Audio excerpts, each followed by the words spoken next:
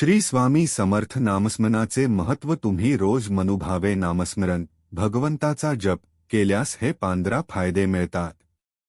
1. प्रारब्धची तीव्रता कमी होते. 2. समाधान मिळते. 3. वस्तू शुद्ध होते.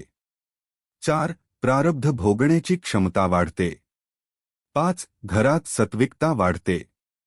6. संसारिक अडचण कमी होतात. 7. प्रेमभाव निर्माण होते.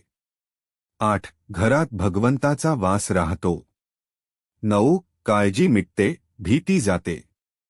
10. संकटासमोर जाता येते. 11. स्वभावात बदल होतो. 12. आपल्या गरजा कमी होतात व जेवढी गरज तेवढाच वापर.